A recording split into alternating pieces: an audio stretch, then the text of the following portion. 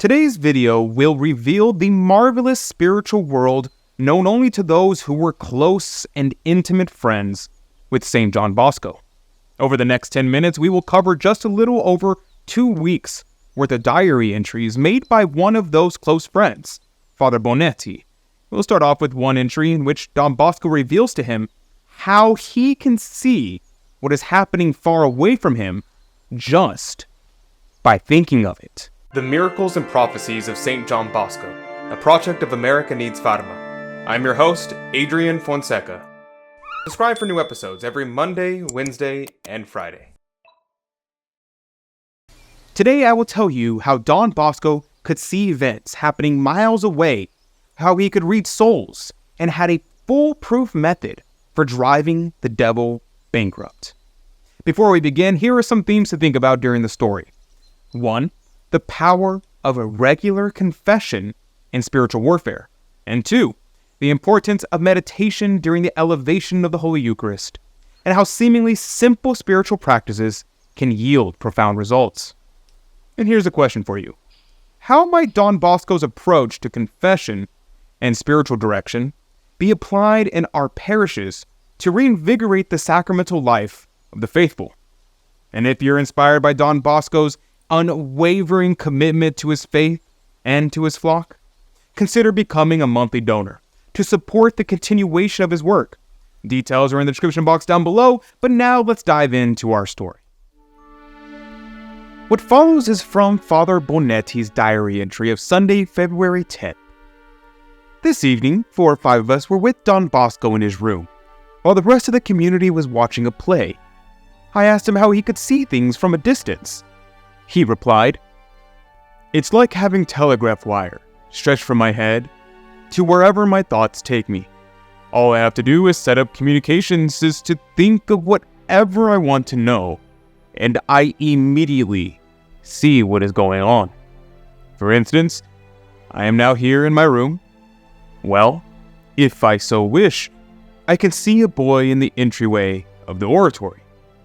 "How?" we insisted. "It's hard to understand." "That's because you can't catch on to my tricks." And so he laughed off our attempts. Then looking at us lovingly, he said, "You are fortunate indeed because you are young and still have time to do many wonderful things for God and gain many merits for heaven.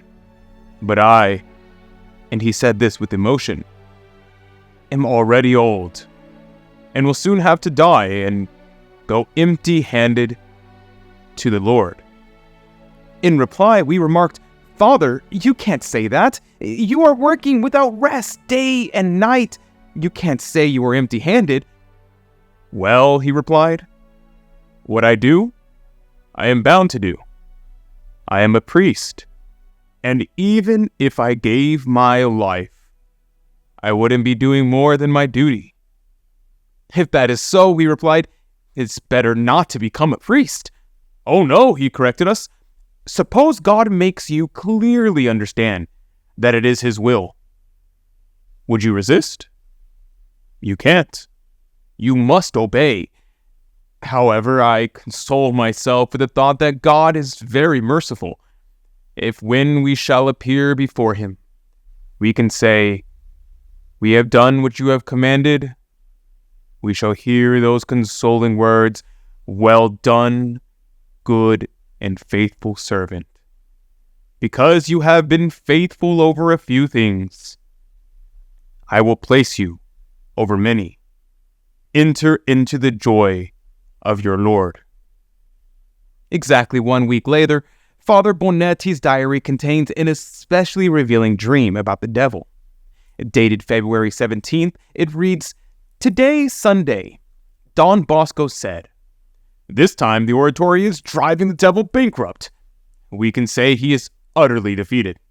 True, he never gives in, and he will attack again and again, and he will tackle us one by one, which means that each of us must be on guard. But he has just suffered a trouncing the like of which he has probably never received from such a group before.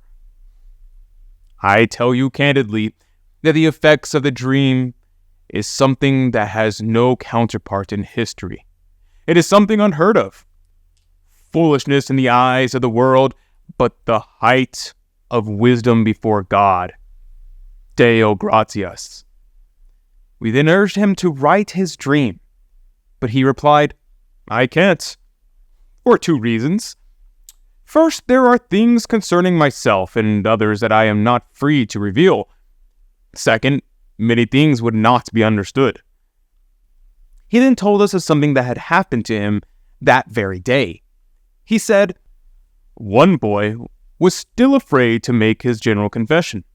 I sent for him with the message that even if he did not want to make his confession to me, he should come, because I had something to tell him for the good of his soul.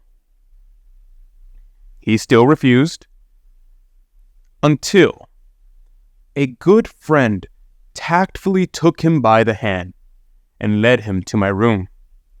Breaking through the crowd of boys waiting for confession, he asked me, Do you want me? Who are you? I asked in reply. I am so-and-so. Good. Listen now. Since you do not want to confess to me, I'll tell you what you have to confess. I don't mind in the least if you go to some other priest, in your mind now, go back to such and such a year, and recall this sin and that. I told him everything that he had done. The poor boy was stunned.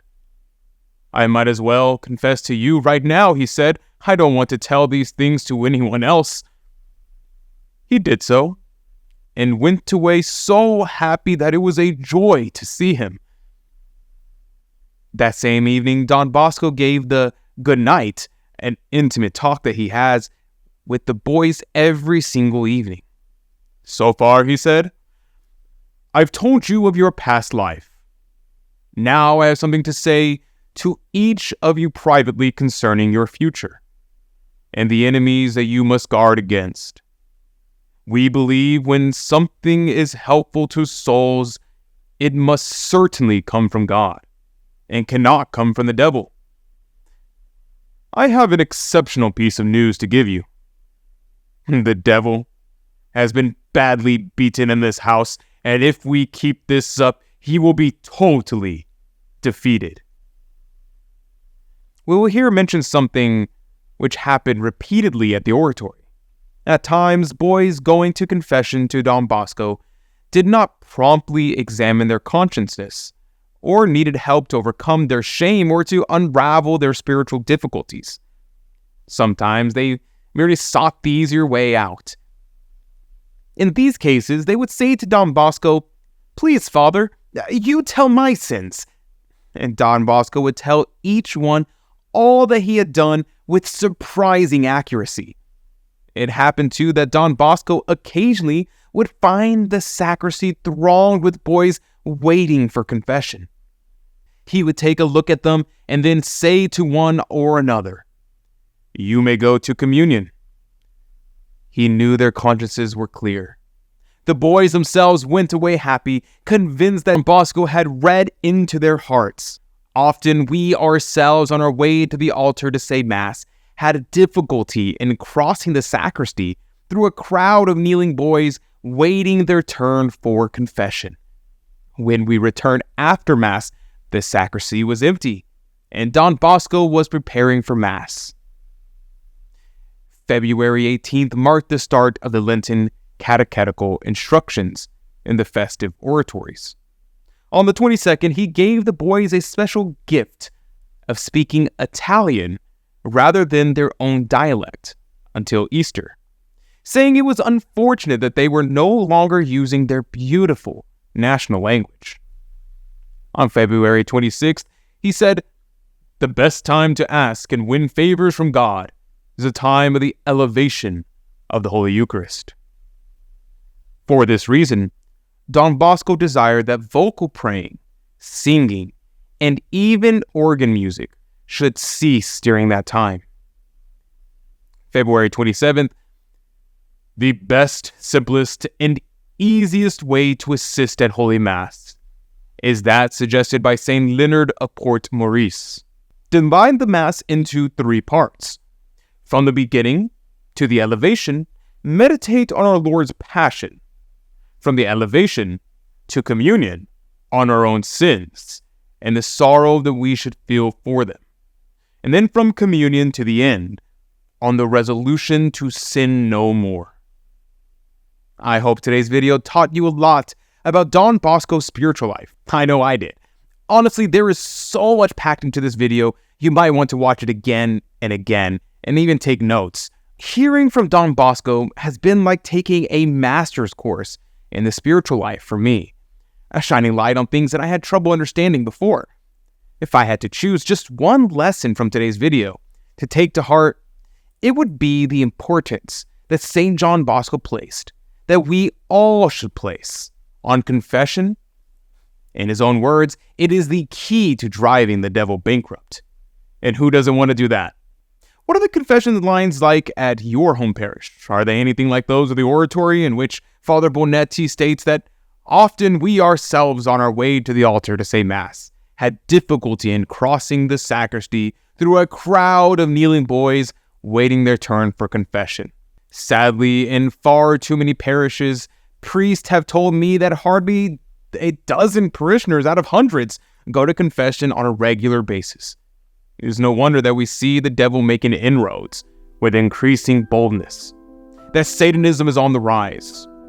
Far from being bankrupt in our day, I would say the devil's accounts are in the black, and we are the ones struggling to keep the faith alive in our families and our communities.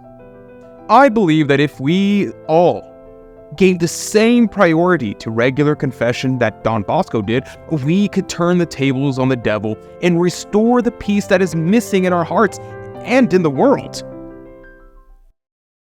As we've seen, Don Bosco's spiritual insights and practices had a profound impact on those around him, especially in driving back the forces of evil. In our own time, when the need for spiritual renewal is so pressing, we have an opportunity to follow Don Bosco's example and make a real difference in the world. By becoming a monthly promoter of the miracles and prophecies of St. John Bosco, you can help spread Don Bosco's wisdom and spiritual practices to a world in desperate need.